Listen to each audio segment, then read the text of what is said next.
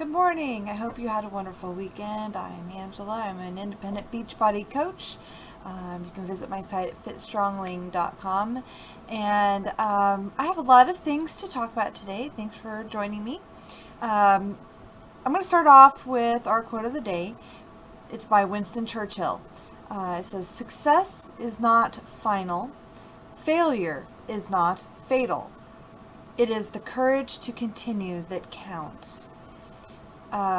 If you know me, you will know that I do not believe in failure. I only believe in learning opportunities. I mean, everything that we do, everything really, whether we think that we have succeeded or we have failed, everything turns into a learning opportunity.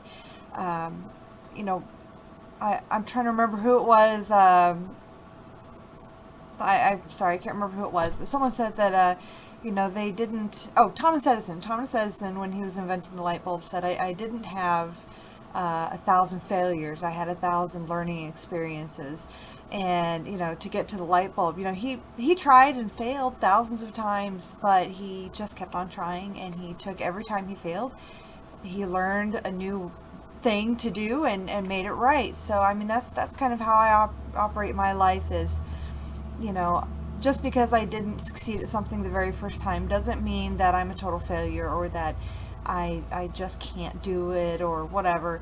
It just means that I need to look at what happened and why I didn't get it right the first time and figure out how I can fix it to try to do it right the next time. Everything that I've ever done, I have tried and failed many times. Many, many, many times. But I'm still here and I'm still doing it, and that's all you can do is just get up and keep on trying. So you're not failing. You just need to look and see what you might have been able to do differently or better so that you can do it a little better the next time. So that's all I'm going to say about that for right now. Personal updates, I have a number of different things that are happening, but let me go ahead and give you my weigh-in and my measurement updates, because today is the beginning of week 3 for my P90X, and so this is day 15 for me. I took some before and after photos. Not after, I shouldn't say after, but I took some photos on day 1, and I took some more photos today. And looking at them, I don't see a whole lot of difference. But I know that there's a lot of things happening. My performance has just kind of gone through the roof. Even from the last time I did P90X, which I didn't, quite frankly, last time I did it, I only made it about 2 weeks. I made it maybe 3 weeks, but I never made it very far. But in 2 weeks, I saw a lot of change. Now in this 2 weeks, though, I've seen a lot more change than I saw in those 2 weeks. I'm able to lift more and do things that I couldn't do last time. The highest barbell weight that I have is a 10-pound weight. I actually am probably going to need to move up a little bit and go up to a 12-pound weight here pretty soon. So I'm going to have to go out and get a 12-pound barbells or dumbbells, because I don't have any. So I'm going to have to do that. And I have one of those, I think they're called the Perfect Pull-Up bars. It's a bar that goes across your doorway, but it's in a system where you can lift it and then it swings down. And the idea is that if you can't do a pull-up yet, because I've never been able to do a pull-up in my life, that this bar comes down and you put your feet where the doorway is, and so that you're leaning back and you're using your body as resistance, but not as much as you would if you were doing a vertical, a full pull-up. So you start out with your feet in the doorway, and you pull, or however it is that you're doing your pull-up. You do that, and so you're using a little bit of body resistance.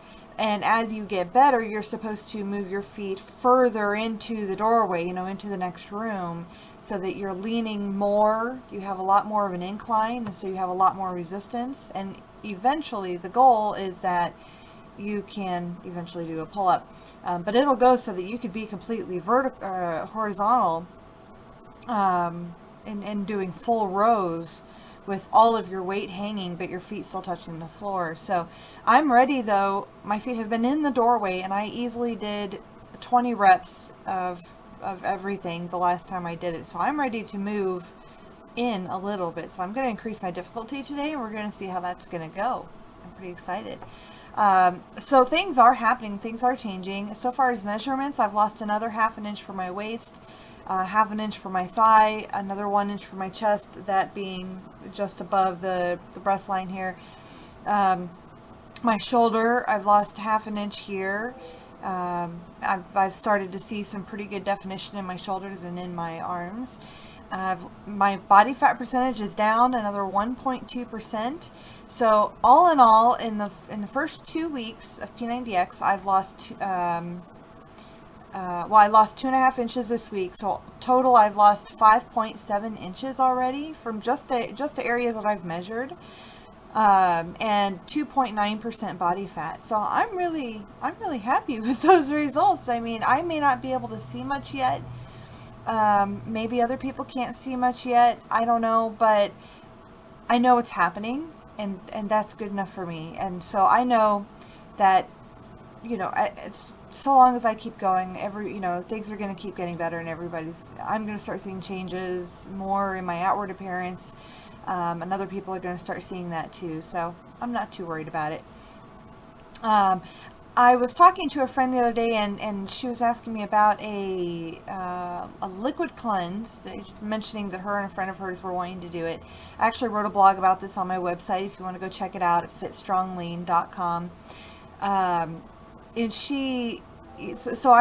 were talking about this, and I said, well, what about a Shakeology Cleanse? I've heard about it. I haven't done one myself yet, but I've heard about it. And the more we talked about it, the more I decided, you know what? My philosophy is that I want to inspire people through example, through me doing it and showing you that it can be done.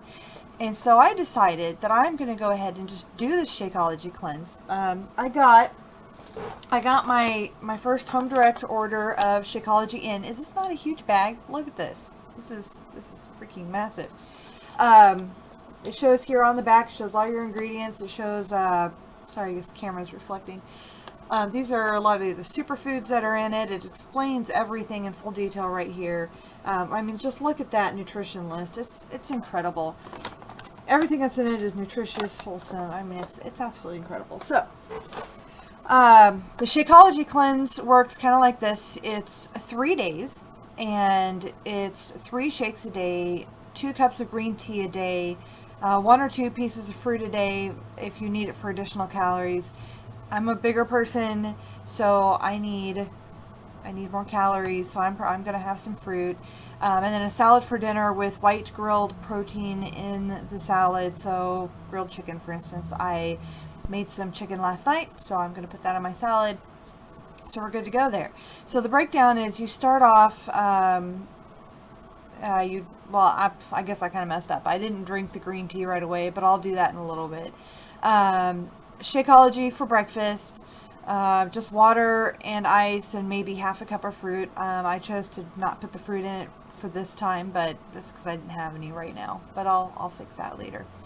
You have a snack of 1 piece of fruit. Lunch, you have another Shakeology followed up with a cup of green tea. The snack is your Shakeology again, and it could either be before dinner or it could be after dinner. I'm not sure which one I'll do yet. I might choose after dinner, and I might make my before dinner another fruit snack of some sort. Just because I know that I tend to not go to bed for another 8 hours after I eat dinner, so it would make more sense to wait.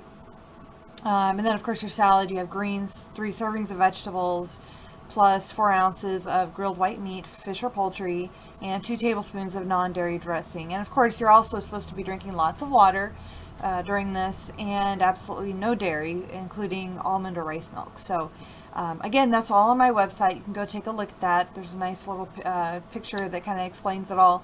So I'm going to do that. I started this morning. I'll have to go drink my green tea because I haven't gotten that done yet, but I will get that done. And we will see how this goes. It's an experiment. I haven't tried it, so I thought I would try it. It's only 3 days, and from the sounds of it, it may not be a lot of food per se, but that's okay. we'll see. I don't think I'll be very hungry because those shakes are very filling. So moving on to when to drink water. We are on our last one. It took a while to get through those. So just to recap, when to drink water. We said first thing in the morning, before each meal, before a workout, with medication to prevent illness or when you're sick, and when you're tired. So the last one today is, and this one can be kind of controversial, but I'm going to say before bed. And I have noticed that the more water I drink and the more consistently I drink that water, I tend to be thirsty around bedtime. When I wasn't drinking water all the time, I wasn't thirsty before bedtime. And so I wouldn't drink. But the only trick is if you're not used to drinking any water before bed, at first it is going to make you have to get up and go to the bathroom. It happens. But if you continue to do it, your body's just going to get used to drinking water before bed, and it's going to get used to using that water before bed, and so it's not going to have the adverse effect of making you get up in the middle of the night like it would, but it will take a little bit of time too. If I would recommend it because it's going to help you the next morning. It's going to help your body to be ready to go. Otherwise, you end up with that cold start effect with your engine, starting your car first thing in the morning and immediately going without water. You're just going to burn your body out. So like I said, it's kind of a conflicting point, but it is nice. You're not going to be as dehydrated in the morning.